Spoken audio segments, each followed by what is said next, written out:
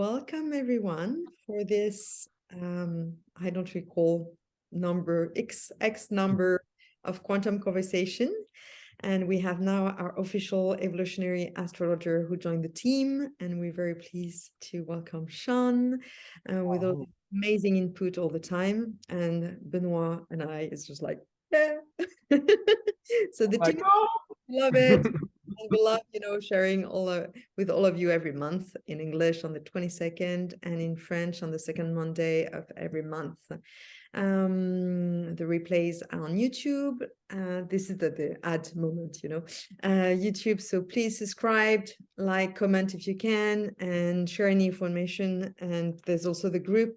Benoit, if you do mind putting the group on the chat, or maybe we'll put it a few times so the people who will join later, Quantum Conversation on WhatsApp for people who want to share. So they can connect together and it's like a free, open, safe space. So as a matter of fact, we're in the middle of a very important, we had the portal of the 11th of November. We have the portal today of the 22nd. We had something happening yesterday, but I don't remember what it was. And we have the new moon tomorrow night for France, so tomorrow during the day in the US. So a lot of things are happening, and I feel what I've been downloading just like in the last couple of minutes, it's really like some sort of magical portal, and with a lot of energy of creation with so first they asked me to clear the space, so with a lot of like very strong like the light of the divine consciousness, really being called to guided to call the light of the divine consciousness. So as we all connected, we can all connect to that whenever we need to, and it's very easy to just ask for it. And when we open our channels to that, then the information will start flowing. So whatever, and also as we mentioned, okay, I've got too much information coming at the same time. As I was saying before we started recording, I have so many downloads, so many things coming through that that I have a hard time to put them at the right place at the right time. Anyway, so what I was saying is ask the universe your question as much as possible, and also ask them to help you to create. This is a very, very strong message that I have for the next couple of weeks and couple of months. It's a lot about creation, the reality that you want in your life. And for that, we were speaking about Sean before, using the element of fire. The fire is how you're going to use your own fire, your own like guts, basically, which is the fire of your guts, to just, bring this light within you that will be able to transmute everything that no longer serves you, and also that will spotlight whatever needs to be shown, so you can be on your right path and you can create. So that is that is the little clearing space. I can sit and I can feel it around us, this beautiful light, shiny light. It's going to protect us all along.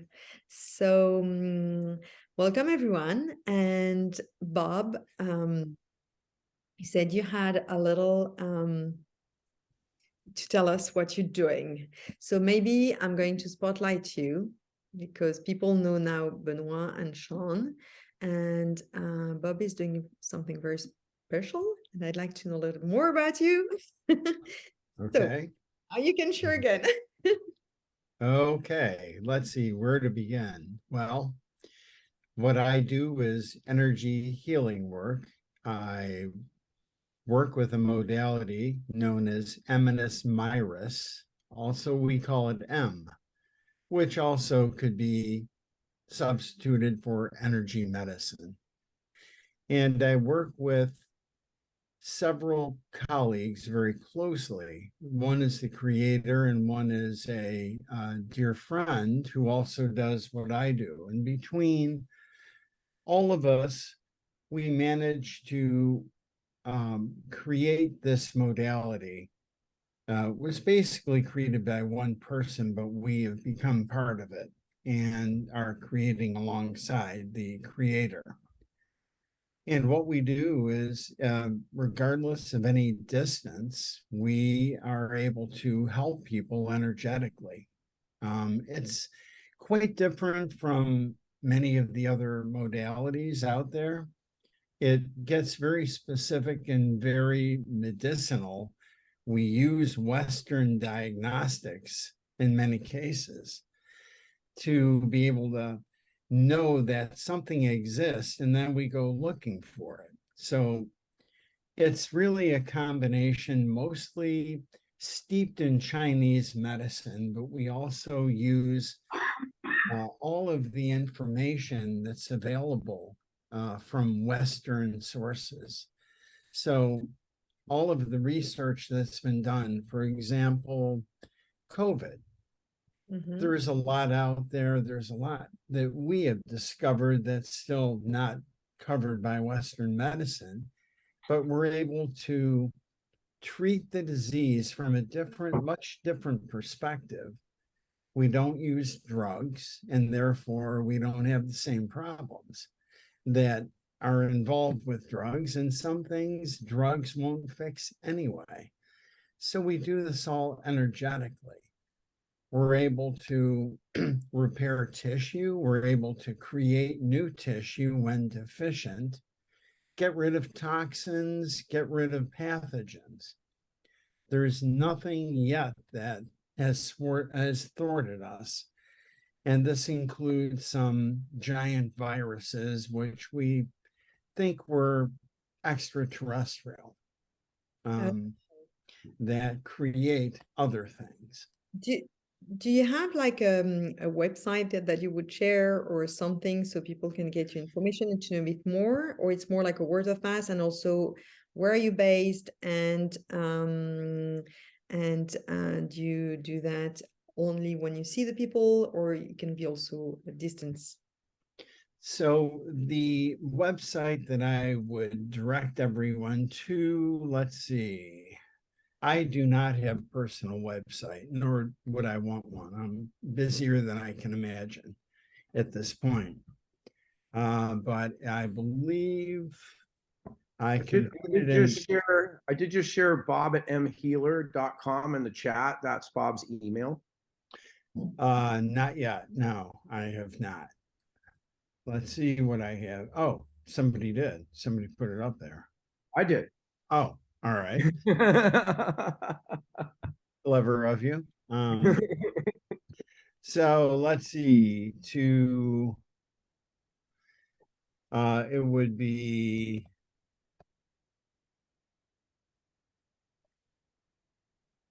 And where are you based, Bob? I am based in Rochester, New York. However, I see very few people. I do it all remote. Okay, perfect. Fantastic. And that's the website that is general to anybody who wants to know more about it, to become a practitioner. Anybody can do this. I've just been doing it for quite a while. So with that comes my experience. Cool. Oh. Cool. We needed some more. I'm not sure what else I can tell you without getting into more detail, but there's other things I'm sure that you want to talk about as well. Oh, there's like it's an endless discussion, and we can have like people, Claudia or Ines, you can ask questions, but we have also Sean that wants to share also a little bit about what's happening with the planets. But it's very interesting. So you see very little people, you do everything remotely, and just with energy, so no medicine at all. Or you would suggest some supplement or plants, or like the alchemist will suggest some herbs and mixture. Well, anything that we recommend, we can create in the body. Short of recreational drugs, we will create almost anything that's beneficial to people. So if there's a molecule that would aid somebody in their healing process, yes, we can do that. As far as supplements, yes, although that's not something I specialize in, so I probably would. One of my colleagues is very adept at that, and we do work together. Cool. So Yeah, I'm guys, questions. I've had Bob do all kinds of different work on me over the years, and I've watched Bob progress as an energy medicine practitioner into places way beyond where he was 10 years ago. I've been lucky enough to have been the recipient of energy medicine care since, I don't know, I think, Bob, your first time you really did that with me was like in 2011. And yeah, that was the very, very basic beginning. Absolutely. Right. Yeah. And where you're at today is like beyond PhD in this stuff. And, you know, like, well, I wouldn't say that, but I would comparatively, brother, your path of learning, but you're, you know, he's helped like my wife with menstrual stuff to me with physical ailments over the years. There's all kinds of different things. It's all frequency and aligning things in the body with frequency. And Bob is exquisite with like, I hurt my foot. So he's like gone way deep into like understanding all aspects of the foot and where, you know, where universal chi or heavenly highest yang tells him to go. You know, it's incredible. And but let's it's effective.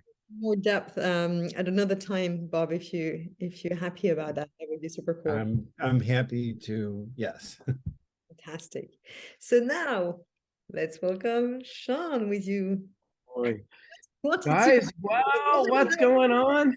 So now we want a surprise. Come on. Well, you know, sorry, Bob, don't take it personally, but no, not whatsoever. So Penelope, you alluded to like portals opening up and things of that nature going on. And frankly, guys, like yesterday's 29-degree Scorpio sun was, you know, kind of like the purging sun. So it was like kind of like this final purge. But I'm going to back up to June to really frame what's going on for us all. And we had Jupiter in Aries, and we were all like embracing this new sense of self. In the first half of the year, starting about March, we all got invigorated and started forward with this new sense of how we expand things for ourselves. And then Jupiter went retrograde at 8 degrees. It said, no, I'm going to turn around. And like 8 degrees is significant here as I tell this quick story. So Jupiter goes back, starts going retrograde. We hit September. Jupiter is still in Aries, but it's sitting at about 1. And we got Mercury retrograde. Happens at 8 degrees.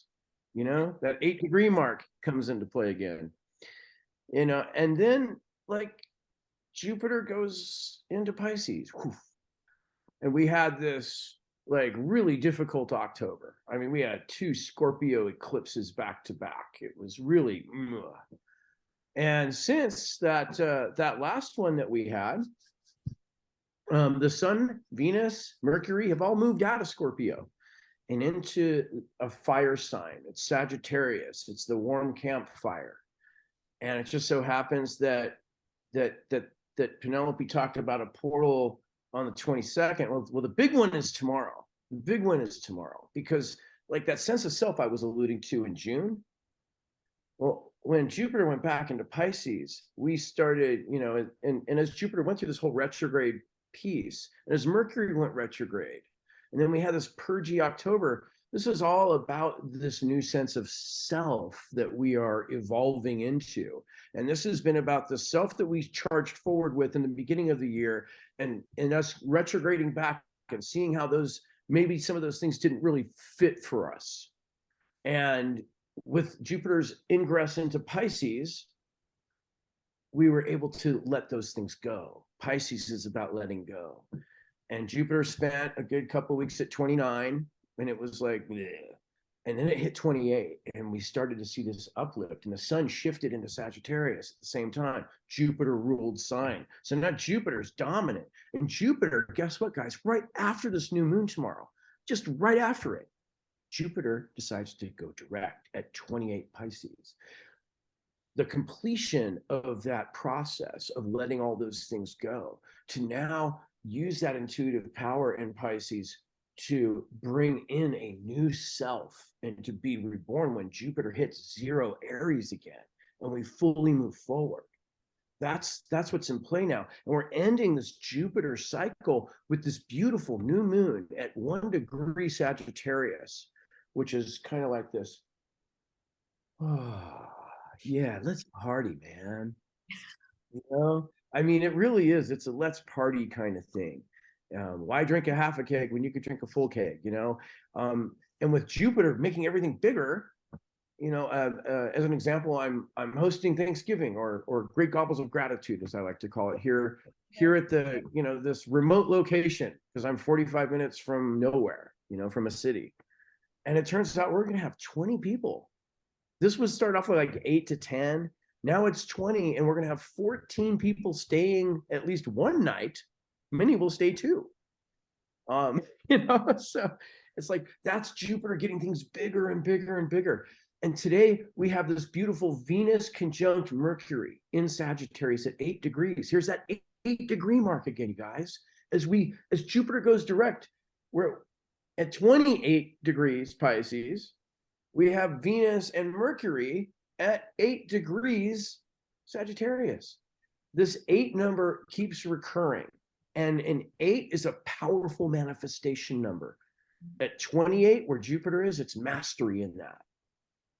At 8 degrees in the relative signs of Aries, Libra, we retrograded back into Virgo, but 8 degrees Libra, and now 8 degrees Sagittarius. So, you know, and we just did this purging in the middle of Scorpio at all kinds of different degrees there, from the what was it, the 1 degree there for the first eclipse, and then the what was it, 16 degrees for the second one.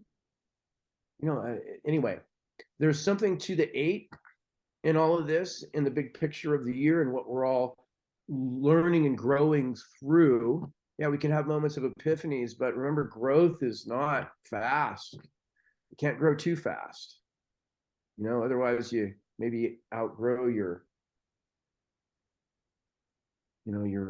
stock and you fall over. So I think that's what we were all headed to, fall over. And now we're come with a new version of self. And that kicks off tomorrow, you guys. Tomorrow afternoon, Pacific Standard. I think it's about 3 or 4 o'clock East Coast, probably in the evening there for those folks in France or Europe. So tomorrow night is that event, and Jupiter goes direct. So really, it should be a great day on Thursday, like we've never seen before, at least in recent memory. Thank you. Anyway, there's your astrological snapshot. Cool. Exciting times. Nice. And I felt like sharing also a bit of the energy that we've been through for a while, that this exhaustion we had in October, and suddenly we had a shift on the 2nd of November. For a lot of people, or suddenly we started being not as like this extreme fatigue. For a lot of us, we all had. And the shift since the 2nd of November, and I can feel what you're saying. It's very interesting because you have the support of the stars, and I have my channels. And yeah, sister. It's funny because I've been it's been this kind of very exciting moments where I felt the urge of detoxing and cleaning and purging. Like a detox is a purge. It's not a fast. I'm always trying to make the difference between a detox and a fast, because now it's all this kind of fashionable, oh, I'm fasting. No, the fasting is you don't drink, you don't eat anything. And a detox, you can do like a detox juice, a detox whatever, fruit, apple, whatever. So, and I felt this urge to not only detox my body, but to detox my house and even my computer. So, and pretty much into the lines of going through those energy, as I said before, creation and connecting with the others, and partnership and new projects getting into places, and a new you, new me, new you, new everyone. There's a song of something, I don't know. So that's very exciting, and yeah, I can definitely see the also the different timelines that we spoke before, being here and being there. Hi, Linda. London's with us too. She was sitting off to the side. Yeah, I'm here. She This is but Hey, Lundy. fantastic. So yeah, those different timelines, that's we're experimenting, and it's very much like, okay, I'm here, but then I can choose another timeline. I can be at on different reality at the same time, and this is so cool when we start learning how to navigate between those different timelines. It's really exciting. So yeah, Benoit, what's your feeling about the energy of the now? Oof. Well, the theme, the pattern that I hear about is about frequencies, about vibration, about tuning into the frequencies that allow us to experience today consciously. So this big awakening to our most beautiful self. I mean, the way I like to look at what Sean was talking about is for me really that consciousness tuning it to its own frequency. It's finding our own passion, our own light, the frequency that makes us feel good. I guess this would be how we resonate with love, and when we find our true self, it's really in a way falling in love with ourselves. It can be confusing for the ego, and I'm just excited because for me it feels more like a sign of the collective, the awakening, and that ultimately becomes, you know, a collective consciousness forming itself, waking up humanity. And I believe that all the events in the world that are happening are speeding up that process. And the only challenge is the damage that's been done from the what I call the death jab, and the you know, it's the only thing that's slowing down that collective awakening. So I'm glad that the stars are helping. Well, I think What the death jab, I think it also, that was one of the reason why a lot of people awakened, so, and started saying a lot of things. So it's whether it's really a death jab or not, I don't know. Well, I mean, there's definitely an accelerated reduction of the population on the planet, as we're finding out every day. I mean, in large masses, like the extermination of the Jewish population during the Second World War is nothing compared to what's happening today. So that's you know, unfortunately it takes a lot of extermination to be able to get to the point where it's going to wake up the rest of humanity. So I like to look at the positive in everything.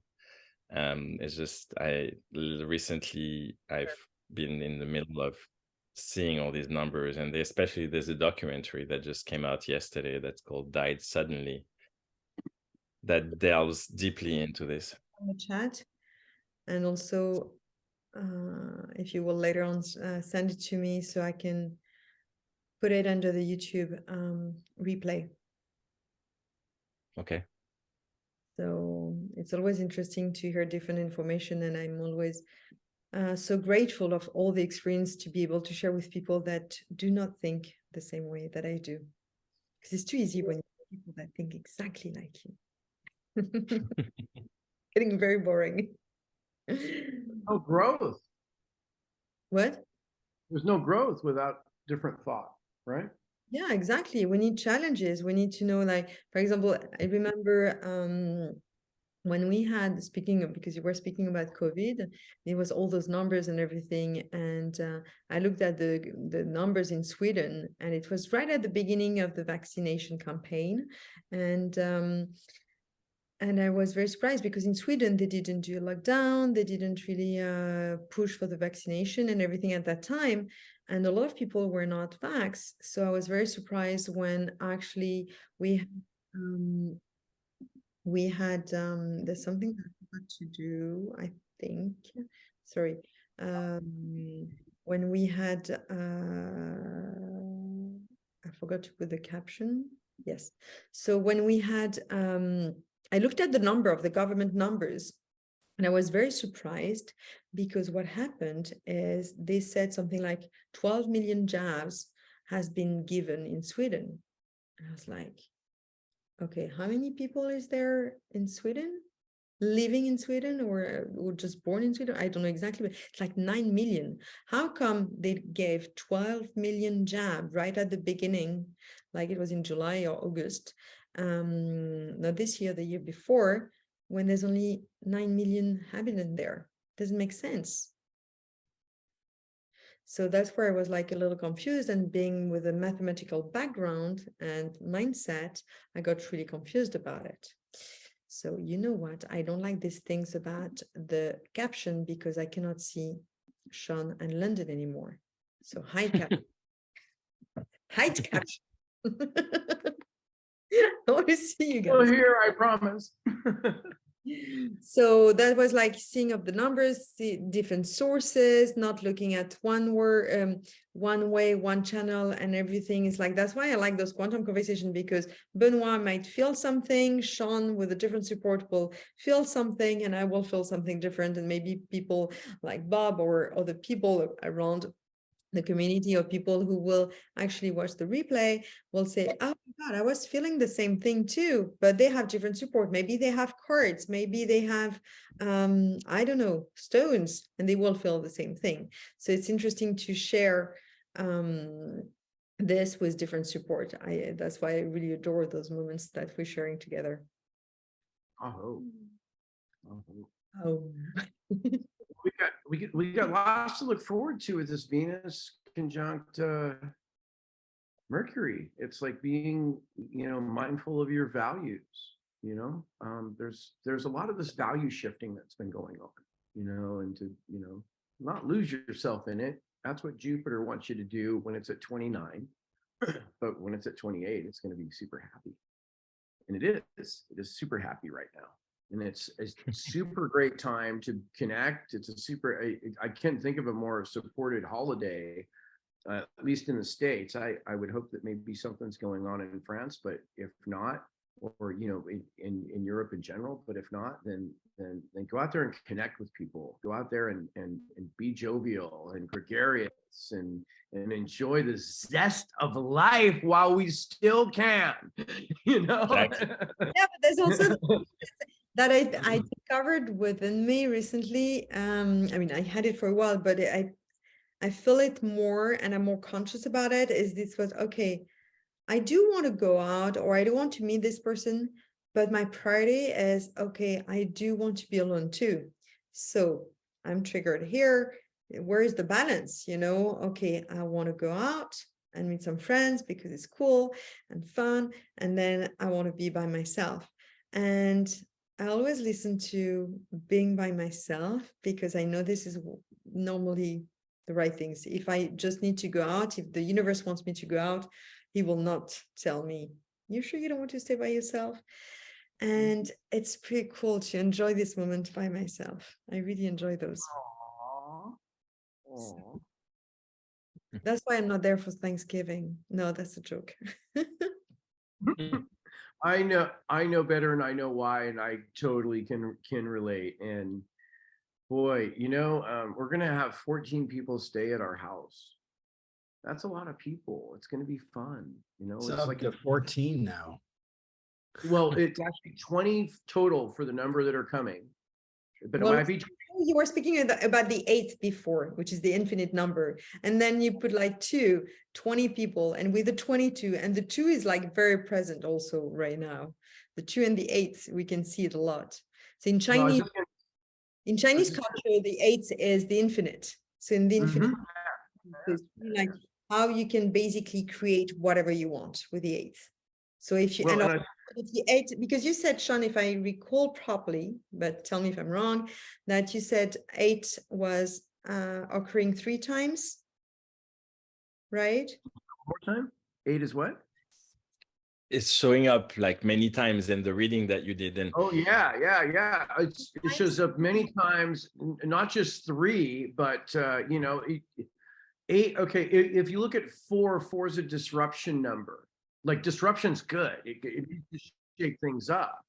But and so, you know, half of 8 is 4. So 4, you know, disruption is halfway there, and then 8 creates that infinite. Absolutely, totally there with you.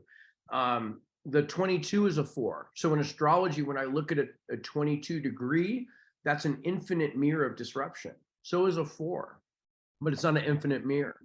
And it just so happens that, and it just so happens that we have 20 confirmed that will be here, but there's probably going to be 2 more. So we're going to hit 22. The 4 exciting. in Chinese culture is the death.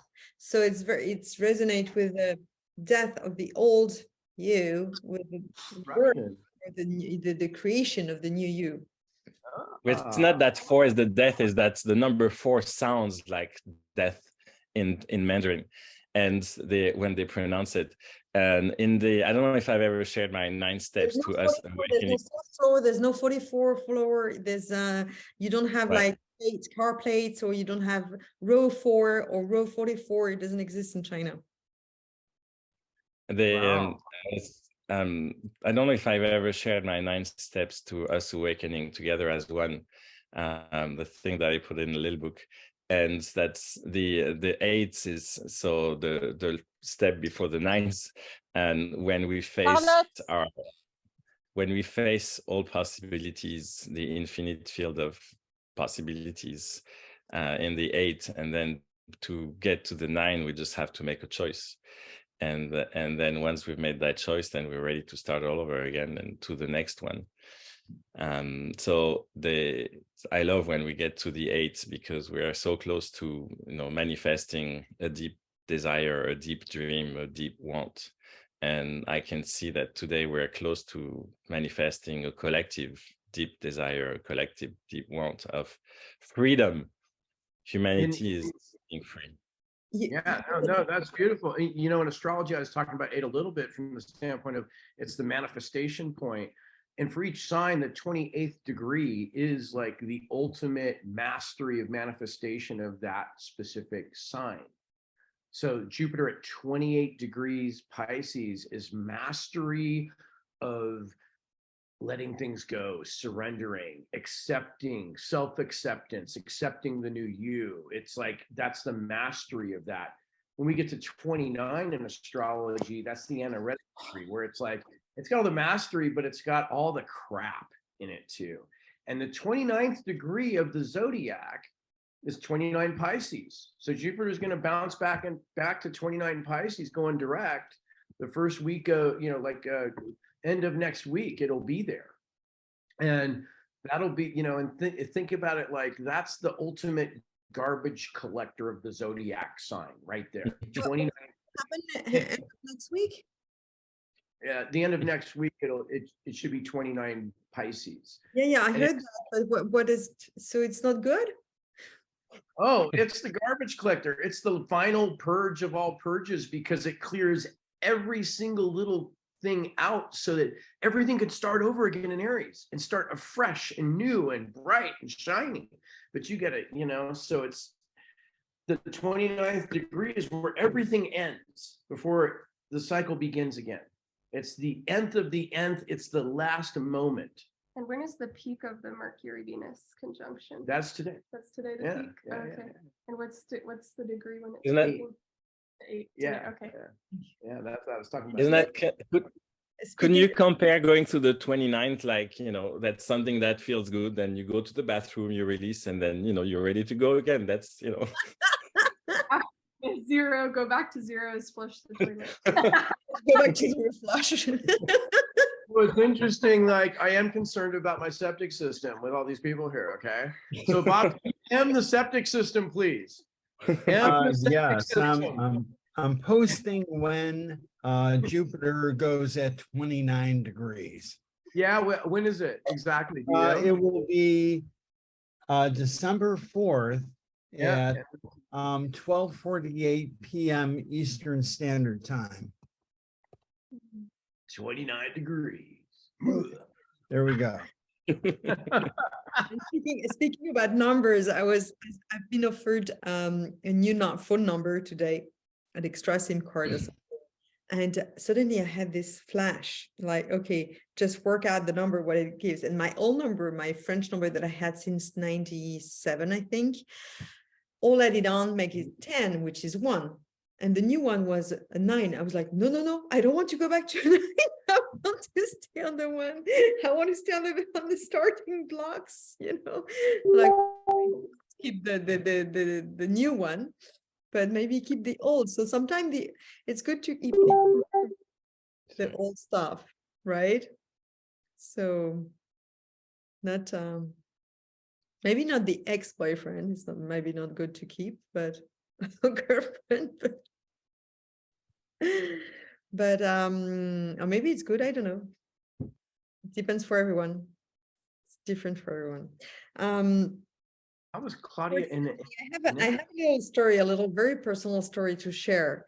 I have a very conflicting, how can I put it? Yeah, it's kind of conflicting relationship with my mother. And this morning I chose and I was guided to call her. And it was very interesting because she started yelling at me literally right away on things that it's a long story short, like things she was not meant to do, and she did on my back and everything, and she blamed me on everything. And the way that my reaction towards her surprised me, because I was so patient trying to sort things out and to listen to her point of view, to try to share my point of view so we can communicate in a much better way, and so we can grow out of it. And even like when I hung up, I was like, oh my God, maybe I'm actually going to have a great relationship with her before she's going to pass away. So that was very interesting. It's something that I've never experienced before with her. And when I say about conflicting relationships, like people who know me, we speak about massive stuff. So that was very interesting.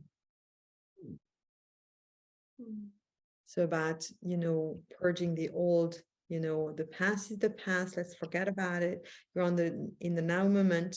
Enjoy the now moment. See what you can do to create a different, not a future based on the past, but a future based on the now moment and what you want to do and to create in that future.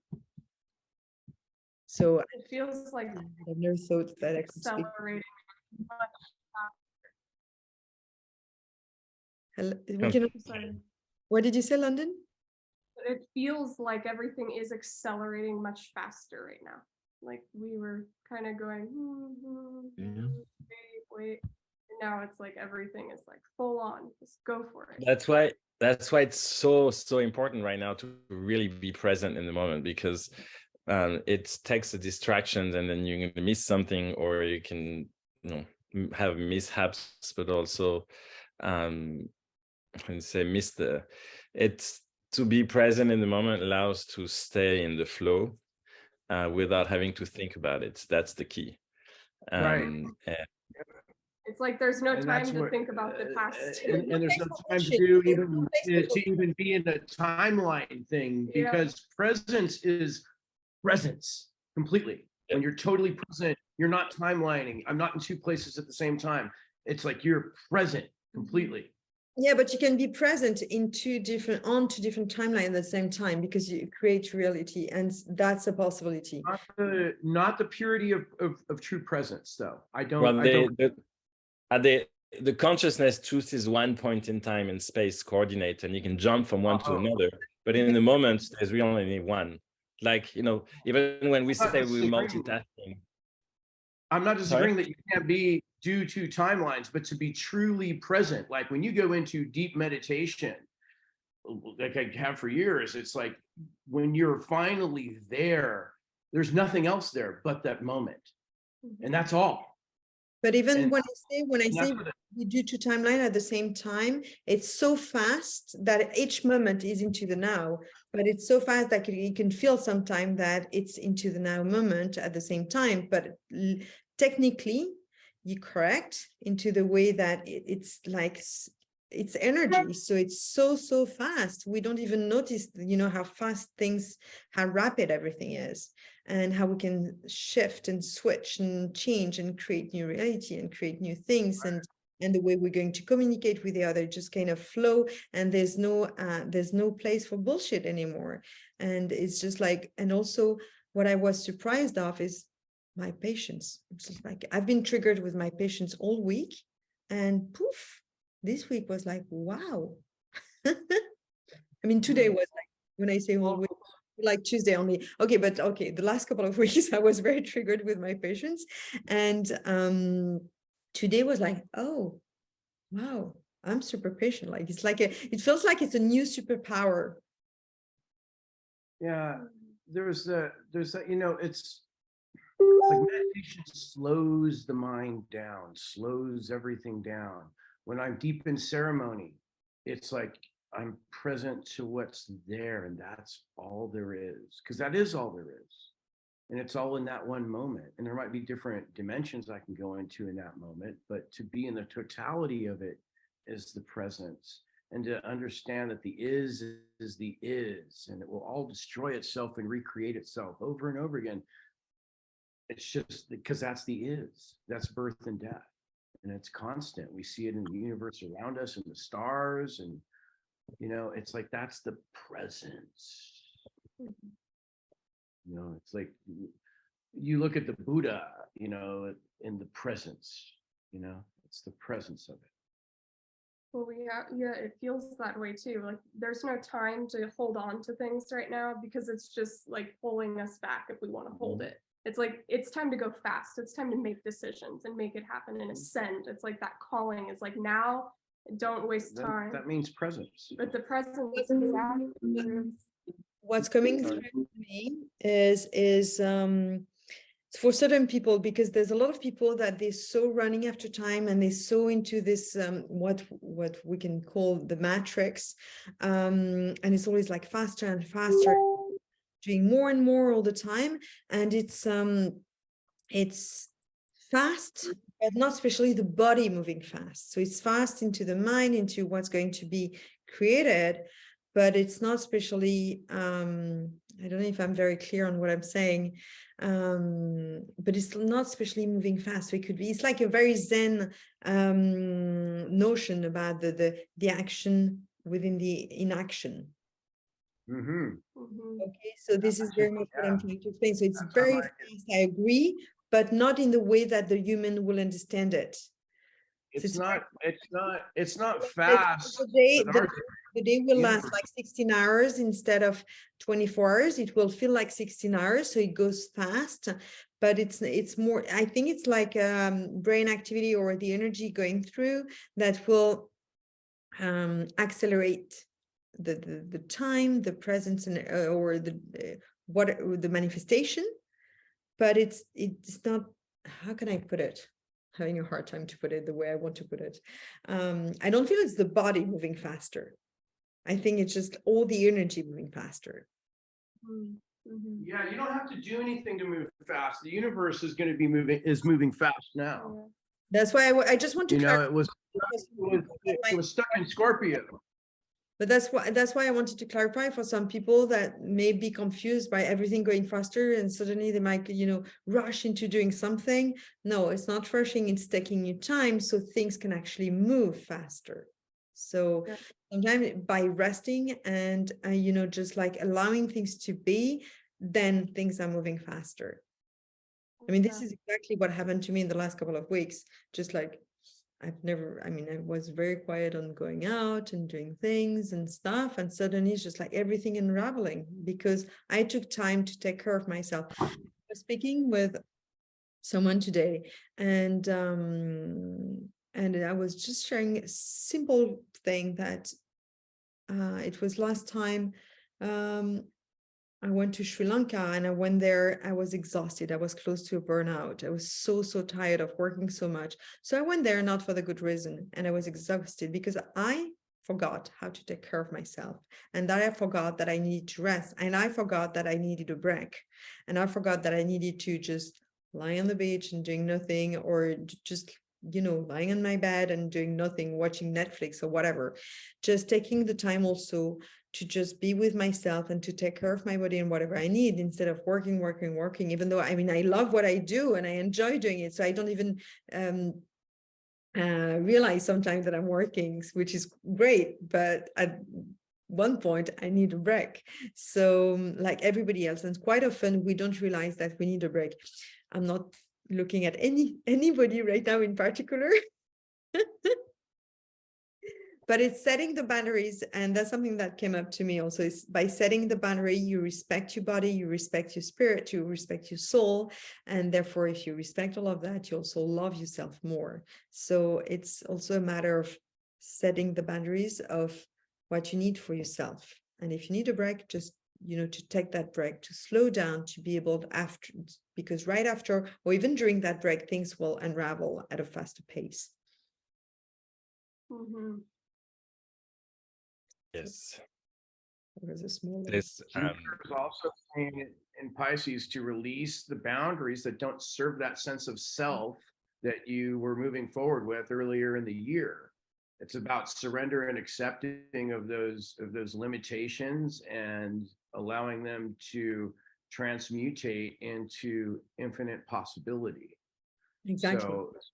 So if there's a, with destruction comes creation. So it is creating new boundaries, but to focus on over the new moon, because it is a new moon, it's a new beginning. So it is, letting go of the things that are in the way of that self is what the opportunity is with Jupiter in Pisces. So to focus on letting go of what's not serving that new sense of self, what's not serving that direction that you might have in a relationship, in a business partnership, in your general life, and like I always look back to my heart's desire of being to the benefit of all, and that's something that Benoit and Bob have really embody, and I'm honored to have the reflection of those two individuals to embody that. But that's to look into your heart's desire and the truth within your heart. Speaking about new moon and desire, I do something, and Benoit knows that very well. Every month for the new moon, I set my intention to have this whole like ritual about it. And I set like very strong intention with I desire da da da. And I have a book just for that, just for the new moon ritual, where the month after I will look it up and I will put a little heart in front of the intention that manifested. And the more I do it, the more there's heart in front of my intentions. So I really invite people to, I know Benoit, you do it every day. I think for some people it might be easier to do it. For me, it's easier to do it once a month because every day it's too difficult. And I like the to have this ritual also. So it really depends on everyone, but have a book dedicated to you intentions and your desires, and see what manifests. Observe the way you phrased it, the way you thought were. That's why doing it once a month help also, because you can see your state of mind, how you were feeling towards yourself, towards the other, and how you wrote the intentions, and whether you were more into your ego or into your heart, and see afterwards, oh, that manifested, and that manifested, oh, that manifested partially, and that manifested 100%, and this is so cool. That didn't manifest. Okay, that didn't manifest. Interesting. Why didn't manifest? Did I limit myself? Did I just was it too much attached to something in particular? Or it's very interesting. Like I was saying to a client of mine, she wanted to change job, and she was writing her intention only, for example, I'm going to say something like HSBC. She went, I desire this interview and to get the job at HSBC. By doing that, she was limiting to all interviews and having a job only at HSBC. Whether she could have said, I desire to have an interview at a bank, which be, or to get a job at a bank, or, this kind of thing. So just, it's good to be precise, but also don't forget to open up, because otherwise all the intention, the way you phrase it, it might actually happen. So maybe things do not happen also because something better is meant to happen. So just observe that when you do your intention every month or every day, or maybe you choose to do it every week, but I do like to do it as a new beginning for the new moon. So then it's up to you. Up to you. But Intention. you still do it every day? Intention setting, yes, I do set intentions every day. I align my intentions to the 7 spiritual laws of yoga, so there's one for each day of the week. And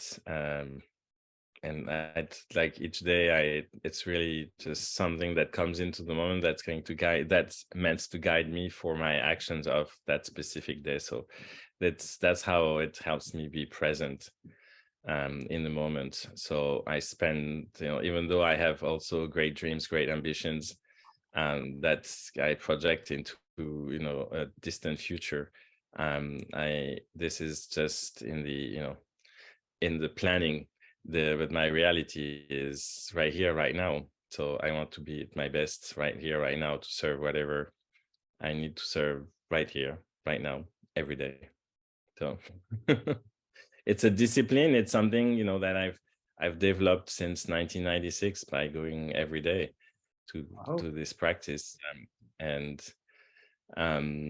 It's the key is not really what I always like to say is not what I do, is really that I do it every day. And I do it by choice. I do it because I want to. And so it means it's good for me. And the more it's good for me, the better it is for everybody else. There we go. Minimum effort, maximum result. Lyndon, and Yes. all the guys here, do you have any rituals or for your intentions, or routine or rituals for that, or how do you proceed? What's my routine? No, I'm speaking about the others, Okay, sorry. They are conscious about their intention, because it's all about bringing consciousness to the fact that we are writing our desire, intention, and the way we wishes, whatever we call it. One thing that came in, Benoit, when you were talking about your discipline of setting your intention every day and sticking with that rhythm of staying in your practice, that's been something that's been coming up for me. Is like I can get quite boundaryless with things and relaxed with like, oh, I really want to get this done, but then I kind of open myself up to too many things, so then my focus gets limited and then I don't actually achieve those things. And so lately I've been focusing on my discipline and really staying with a practice, and even just something like getting up at the same time every morning and kind of building that consistency. But what that does for me has been so helpful. I feel like my focus, I can stay with something. I've been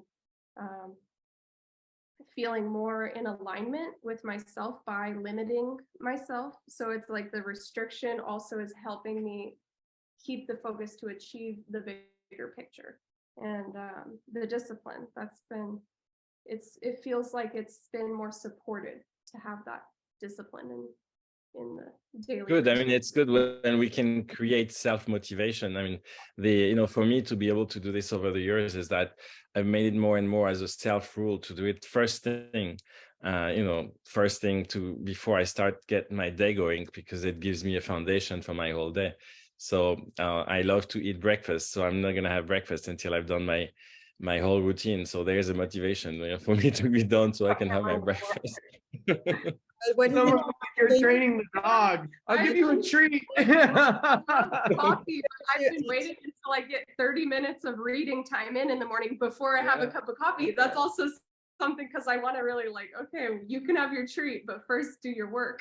That's something that I'm going to bounce quickly because it's important in a lot of spiritual community, and spiritual growth, and wherever you can see it everywhere on Instagram, TikTok, whatever. It's a lot about let go and letting go of the control and all those things.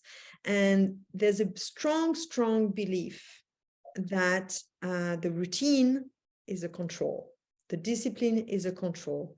No, it's not because you do something regularly that is good for you that is controlling. So there's a very big difference. So I just wanted to add that to what Landon said. And so thank you, Yeah, Landon. definitely. That's as long as it's my own choice. Then I mean, I guess, yeah, I'm controlling my life. That's about as much control as I can see.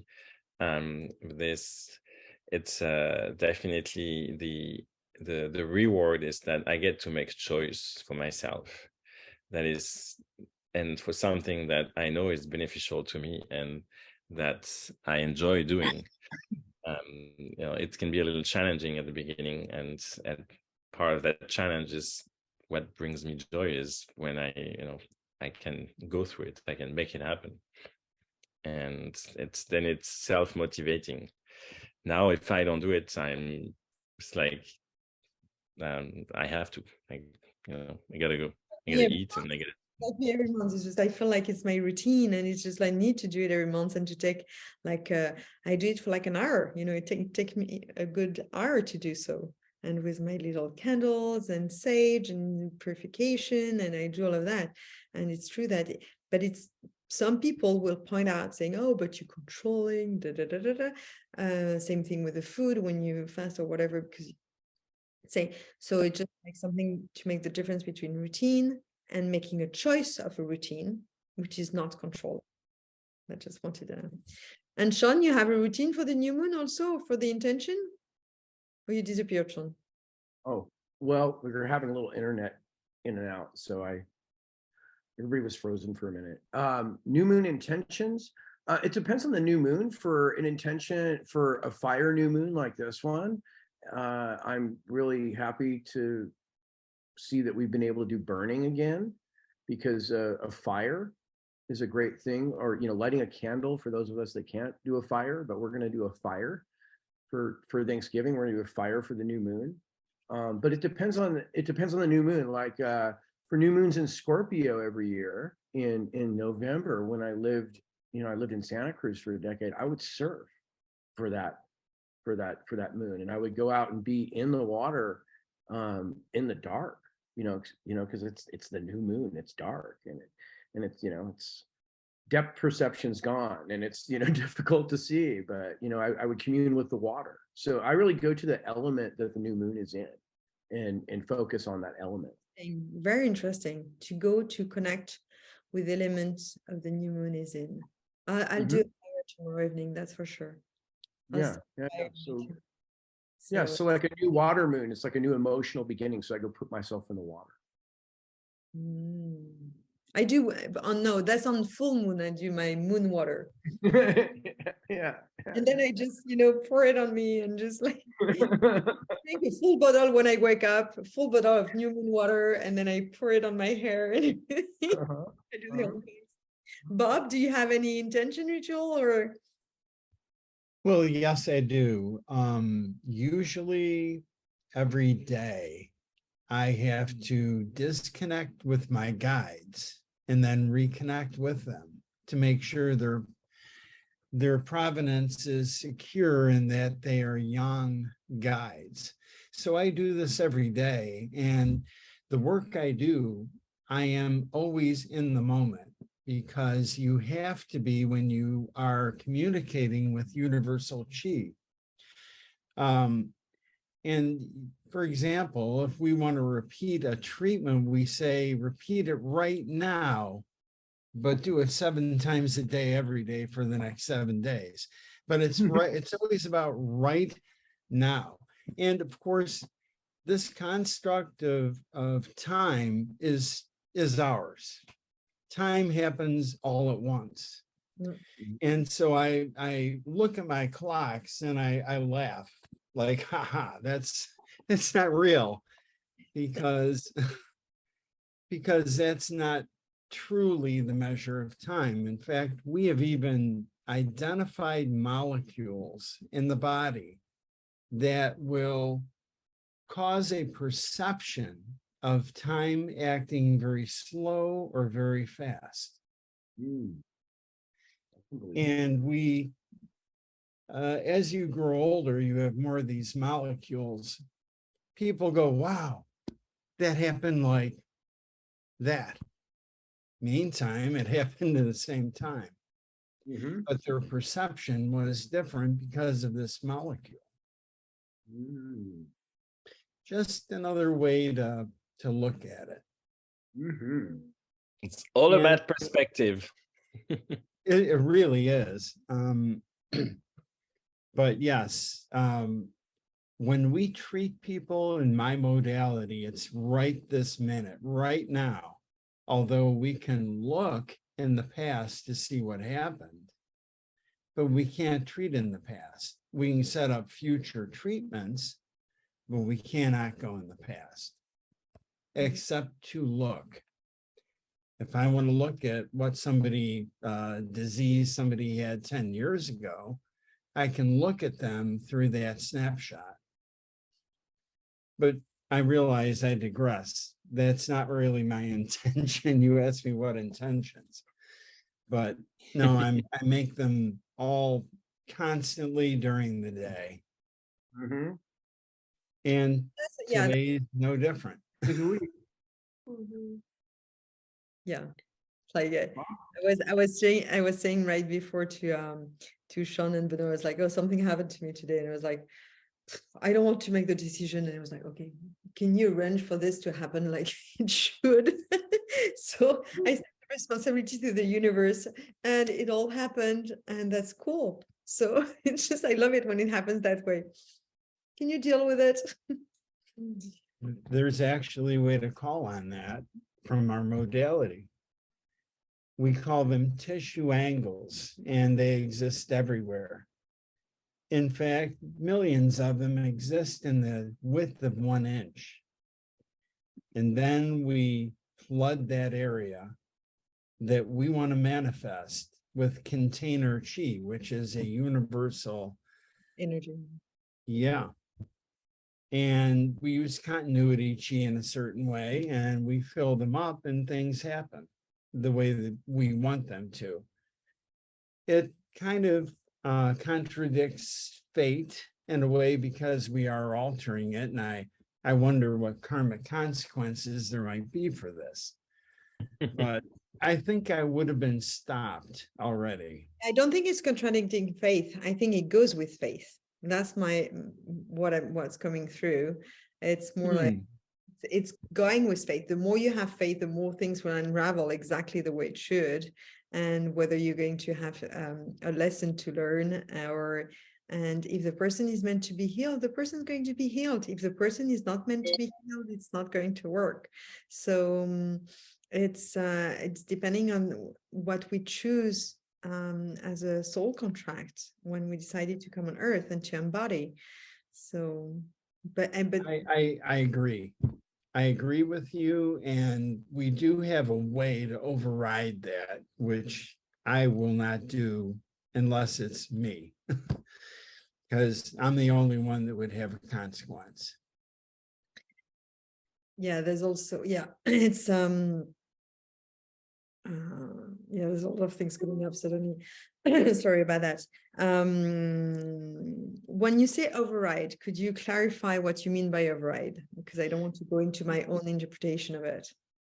Okay, let's see if I can come up with a plausible explanation that you can get. And that would be that if my fate is something horrible, which it has been based on my early illnesses, if these were absolutely written in stone, I wouldn't be here right now. So I've created something to circumvent that, which that's maybe a little hard to swallow.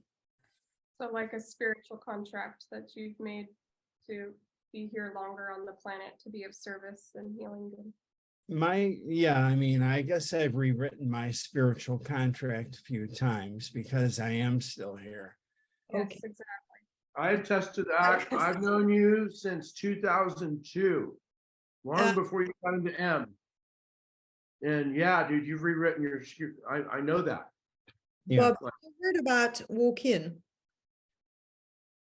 walk in. Oh, I know. I mean, I clear that kind of stuff. That's part of my job. What do you mean you So a walk-in? walk-in, are you referring to somebody taking over? No, I'm referring to soul swap. Oh, a soul swap. A walk-in is like you swapping soul, and that's quite often happen during like big stroke, big thing, and like a near-death experience, all those kind of things, and quite often, and it's because the old soul was not able basically to she was tired, but I mean, the old soul was tired, and or it was already part of a contract before the first soul came to earth. That the accident, for example, I was very surprised when I had my near-death experience, because Sean told me that it was written in my birth chart, my near-death experience. Then we had I had this walking experience, and afterwards I was extremely surprised because I would not recognize myself in the mirror. There's a lot of things that I mean, it's a whole story, the all walking things for people. I mean, we spoke about it a lot with Benoit. I think that's what Bob's saying. Is somebody, it's basically another soul taking over the body.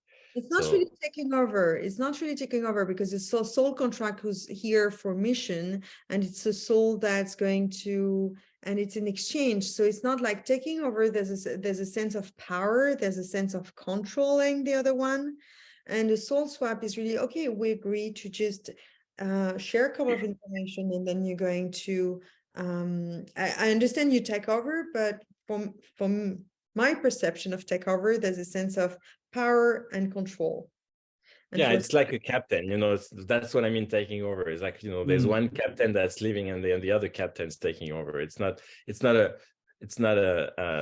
there's no battle involved. It's Right. It's yeah, it's agreed upon. agreed upon. And Exactly, we've identified in energetic layers where the soul lives. It lives in the 9th layer. yes. And I've spoken to my soul, and by the way, they're very surly. They don't want to be talked to. Grumpy. It's Human spirits in the upper world, you can experience that. You better be nice and gentle and polite. right. The spirit and the soul, they live in different energetic layers, but we have had conversations with them, and they're interesting, especially when there's prolonged illness. We go through and say, try to convince the soul to ease up. And if it's being particularly stubborn, we then say, well, if you won't do it, we'll have universal chi evolve you. It gets kind of hardball, actually. So when you say override, I'm asking you again, because I try to understand what you mean, and just as I said, I don't want to misinterpret what you mean, and because I haven't heard, I mean, I feel that I haven't heard the way you mean it. let's see if I can, if fate is a certainty, I have a way of interrupting that certainty. And I'm not sure of what the karmic consequences are, because I know there will be. So I won't use it unless it's on me. Maybe it's ascension is the karma for helping out your fellow humans. No, because Maybe. the thing is, if you interact like that, that means that, but you need the approval of the person, right? If the person Absolutely. I will not touch anybody or help anyone, because some people don't want to be helped. And it's not my judgment. that's very that important. we that. keep on repeating that. It's if you go and see healers and whatever healers, they need your approval to do something on you. So never let a healer do some energetic work if you or do something on your brother or sister if your brother and sister or uncle or whatever did not agree for it. This is We have it set up. no, I'm just speaking for the crowd and whoever is going to watch this. I repeat it every time because it's important, and this is something that needs to be quite clear, not to do some energetic work on people that do not agree. Well, and the way we have it set up is that it will not work if the person is not given consent. We've put that safety in, unless it is somebody lying on the ground. Yeah, exactly. Unless we That's the right only, by asking, because what I've been doing on energetic work, I don't do it a lot because I don't like doing it, but it's basically there's some shortcut when there's a real danger to ask the authorization, and if it's not authorized, is to undo it or to just kind of not doing it, or it's same thing as not working, but basically to really ask the soul whether we have the authorization to do it. And but it's something that I've never done and I would not do, and it's something that I don't know a lot of people have been doing, because normally there's no need for that. There's quite often the option to be able to ask the person if they're okay with it. it's the only way. I agree. But I think it's important, and I'm very happy you're sharing that. It's important to remind the collective that there's like cosmic law and we have to be careful about it to protect ourselves, because and if a therapist is doing some energy healing on someone without the authorization, it might get hurt. That therapist, that might get hurt too. So anyone who helps somebody with that who's not asking for it is going to get in trouble. Yeah, absolutely. Agree. Guys, I gotta jump. I've got so much to do, and we've kind of gone over. I just want to leave you with, that was a card I pulled when we started, which is a card of power, Capricorn. Then I got this like the Prince of Discs, which is like super practical. But what's really bizarre is like the end card was Jupiter in Pisces, the card of happiness. So go have an amazing, amazing, amazing new moon. And I gotta get busy. okay, go and get busy, darling. Love. I'm sending you busy energy.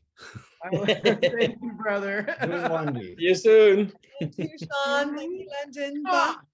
Happy Thanksgiving and happy new moon. Happy. Always happy. Always happy. So yeah, what else? What I wanted to say. Yeah, we don't really close because I didn't see, I like every time I don't see the time passing by, but we normally close with the energy, with the advice or whatever messages we receive from the guides, from the universe. I had a question, but before going to that, I had a question by someone very recently who asked me, who are you channeling? And I think it's a very good question. It's a very good question. And I don't like to get attached to who I channel. But I know that I feel like what I channel is pretty clear and pretty straightforward, because we did a lot of things, with Benoit and other people, and we were hearing the same thing. But when I have specific people, they like Ganesh or Gaia or Kuan Yin, because they are the three that kind of name themselves when they come.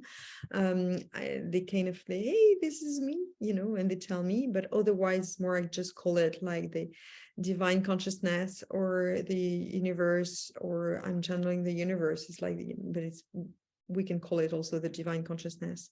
So, and the person was not satisfied by that answer.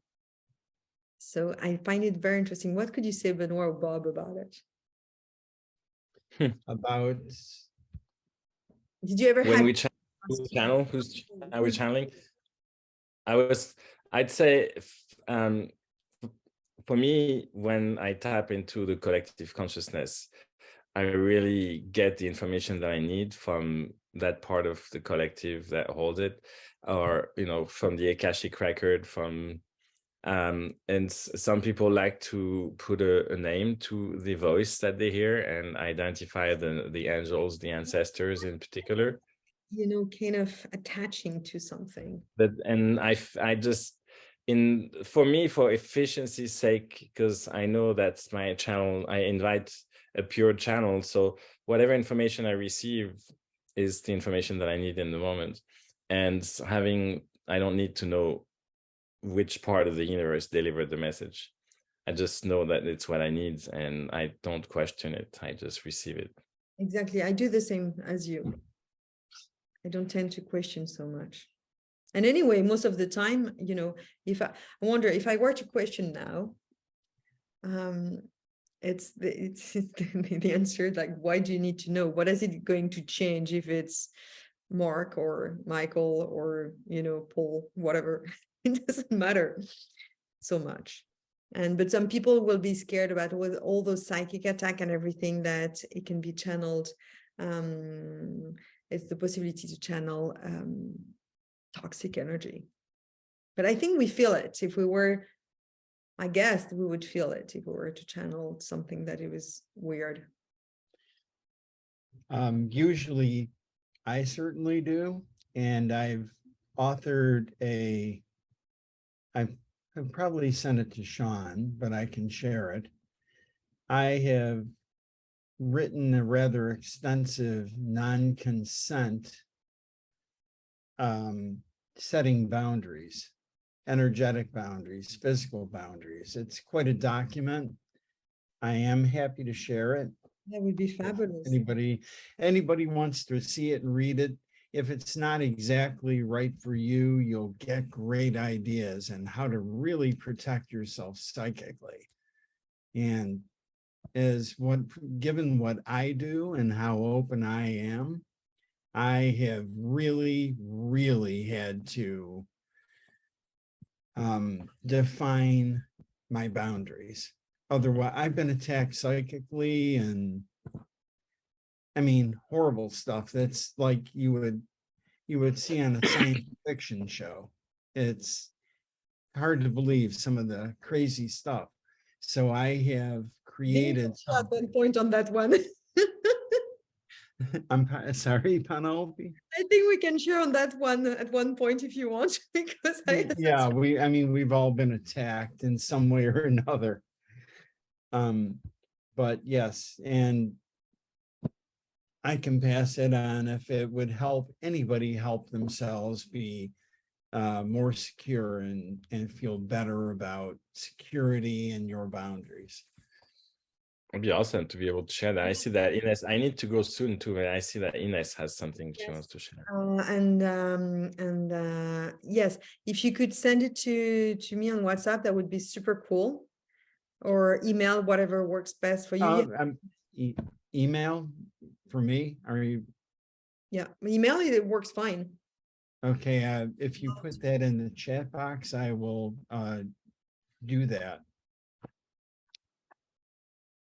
Yeah, wait, I'm gonna put my come online. I want to talk about channeling a little bit, because from having been in a cult, I just wanted to raise the point about, for example, Penelope, at some point you said that if it was bad energy, you would feel it. I want to say not always, because I was for 4 years in a cult that was channeling really off things, and when I was in it, I believed that, oh my God, it's so right, it's so pure, it's such a beautiful channel, whatever, so I just want to say about that, to always be cautious and take it with yourself, really, without this, because for me, it was really that I needed someone to tell me a truth, so I was trusting the other person more than I was trusting myself. So I think when it comes to channeling, it's it's nice to be a little bit cautious when you have someone who says they're channeling for you or something like that. And the other thing I wanted to raise is I like what you said, Benoit, about tapping in the collective consciousness and not really focusing on like who is giving you an answer, because in the end it's also within yourself. You find it. For me, it's like I find it within myself. You know, when I'm feeling someone else's energy and I'm feeling to share something to them, it's more coming from my body, you know, like somehow. But I mean, it's different for everyone, right? And it's more like my body is going to tell me something, and then I'm going to be like, hey, I feel this or that. And then, yeah. And then, yeah. And then I'm still a bit like being careful about something outside of me. Yeah, but that's because I have my history of cults. But yeah, so I just wanted to put this out because I think it's important to also, Thank you very yeah, much. I want yeah. what came through while you were sharing that also is sometimes we hear things and there's those two voices we have. So there's the channeling, like divine consciousness, collective consciousness, and then we have this other voice that is, let's call it the toxic voice. Okay, whether it's the ego or something else, and sometimes hearing this voice, the beautiful one, we say it's pure and everything, this one is so strong that we might be in denial to hear that one. So it's not like we don't hear it or we don't feel it, or we don't see what this channel is wants to show us. It's just like the ego and the toxic voice doesn't want us to be free and to hear the right messages. And these kind of things, quite often, it's really connected to denial. And it's quite often because we don't trust exactly what you said, Ines. We don't trust ourselves enough, and we tend to trust more, like we've been taught since we were very little. We have to trust our parents, we have to trust our brother because he's 2 years older, we have to trust this person because he went to that school, or blah, blah, blah, and or he knows more because that's his job. No, who is there to say that he knows more? There's no comparison. In the divine consciousness, there's no judgment. So from that point, everything you're going to hear is going to be there to teach you a lesson. So what you have to learn from that experience, and then tune in with yourself to say, okay, am I aligning with myself and what I'm hearing? And there might be time where, you know, everybody can be completely off for many reasons, their path, their journey, what happened in their childhood, what happened in to their grandparents, karmically, you know, there's a lot of things that could be interfering into channeling. But I strongly believe that trusting yourself first, like very strongly, and speaking about cult, I do believe that the guru of the cult truly believing themselves, sadly. They truly believe in that, and they truly believe that the channel they are receiving is pure. And that's why he's guiding people, because they truly, and they show to the community a lot of they show to the community so much trust, so much confidence, they're misguiding the community. And then the community suddenly will trust them more than themselves. So instead of teaching the community to trust themselves first, they will tell them how to, you know, how to react, how to take action, how to be fed, and all those kind of things. I want to say something very quickly, still about channeling, which is it's different for everyone. Like really, it's something that I've been realizing more and more, that like I see people saying I hear, I see, whatever, but it can be also other things. And I just want to put it out there that it's not the same for everyone. Yeah, definitely. It's Yes. everybody's channeling a different way, and everybody. Yeah. Some people are more clairvoyant or clairsentient or clairaudient. It's really it's really different for everyone. So it's a matter of tuning with your own frequency and see how you're going to hear or see the signs different ways depending on where you're at. And also allowing yourself to say, oh, I was believing that, or it's like we were talking before when Sean was still here about boundaries. And when I was saying setting the boundaries, your boundaries may evolve. It's not because you set your boundaries, 6 months ago that they have to be the same today. And you might change the boundaries within 24 hours, as long as into the now moment, they are aligned with yourself. This is, for me, it's a key, setting your boundaries. Everything can change, everything can move, and suddenly something might happen within a second that will change your level of consciousness, and therefore you will have to set new boundaries for the next time, the next now moment. So it's really how things are evolving, and just, yeah, I've got these things about boundaries. We've reached the boundary. All the time I'm changing my boundaries. We've reached the boundary for this show tonight.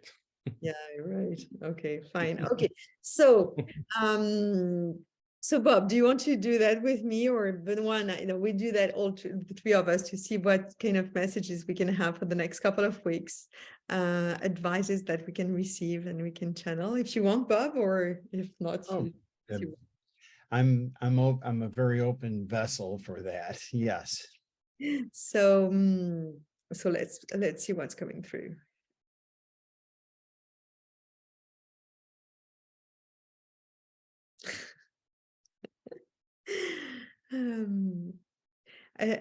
Okay.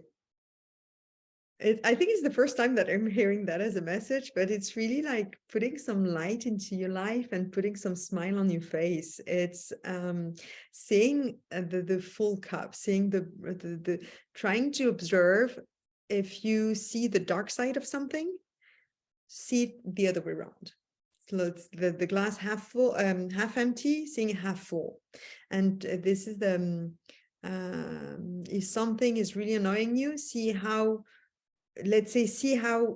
could be the worst case scenario. And therefore you will see that the way it happened is actually not that bad, and it actually could be good. So observe how, it's putting some joy. That's what I hear, like bringing joy into your life, more joy, like singing and just, not especially music, but joy, whatever the joy is. If staying in bed until 11 brings you joy, just do it, do it as much as you can. It's funny that it's funny because when you started speaking, I was just seeing like a little person dancing, and for me what brings me joy is dancing, so it makes sense. It's like just being light somehow. Cool. Guys,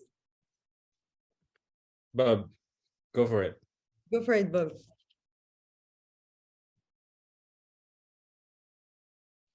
I'm hearing something, but it's clouded. Let's see what it is.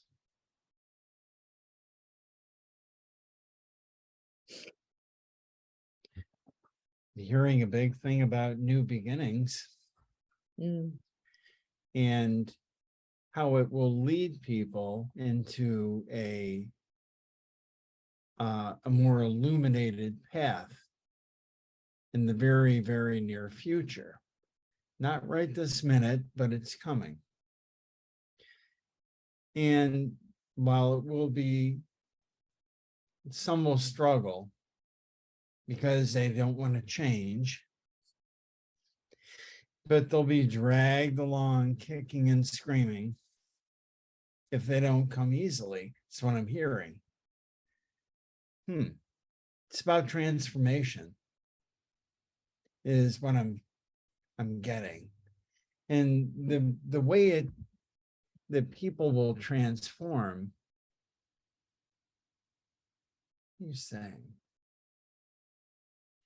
the way people will transform is very much linked to what the energy is of the very moment and where they will land and how they will flourish, how they will do better at everything. It's not totally clear, but I understand the message that we will become something new. We're transforming. Yeah, That's all I have, folks.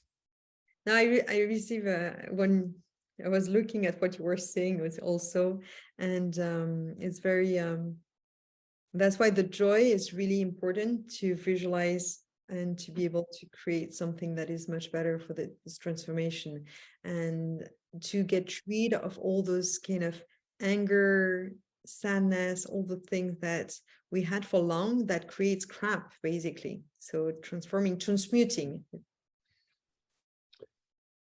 You're very right about that, about the we've all had some darkness and it's time for the light. Yeah. I mean, that's the short version. That's right? why, yeah, I was hearing like lights and kind of sparkles, and yeah, I was seeing like little sparkles, like almost like, oh, you remember Benoit when I told you like we had the all those fairies coming around, and you know they were. I remember this story that suddenly I woke up and I had like 1,000 millions of fairies around me. Bring some fairies into your life, you know, just like carry you where you should go. Well, nobody can have enough fairies in their life. I mean, that's the case. And then and Having- then I asked them, I was like, okay, but what do I do with you, ladies? It's like, let's play, right? Well, they were very like, you call us anytime you want and we will protect you and to carry you wherever you need to go. They were pretty cool. So they, And I don't the- call them enough. Maybe I should call them more. you should, I can travel the further. They do that. Well, message, I was just gonna say the message I got was Tell me, simply I think just summarizing what you both said about that we're coming from a constant state of fear-induced manifestations, and that it's time to move into the love which starts with self, and that anytime we're feeling any kind of anxiety, then it's just a reminder that we have us to love in the first place, and that will remove the fears, because we won't be afraid of who we are. We won't be afraid of ourselves. There you go. very nice. Very well put. Thank you very much. So thank you everyone again. We shall see you the 22nd of December. Always a great sharing.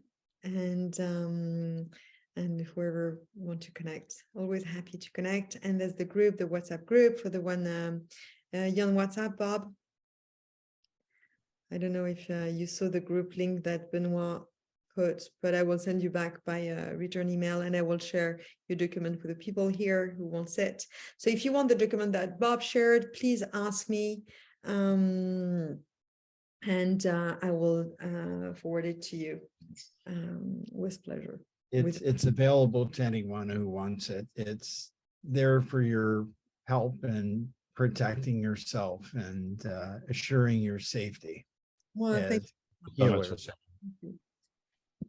Great. Thank you. Great meeting It's you. good to see you, Rob. It was And- great meeting you and seeing you, Benoit and Claudia. Nice seeing you. So I wish you all a great Thanksgiving for those celebrating Thanksgiving. And I do celebrate Thanksgiving here too, but yeah, great. happy Thanksgiving, happy new moon tomorrow, happy Thanksgiving, and look forward for new adventure and stories in the next 4 weeks. Fantastic. Thank you. Looking forward to it. Bye-bye. Bye-bye.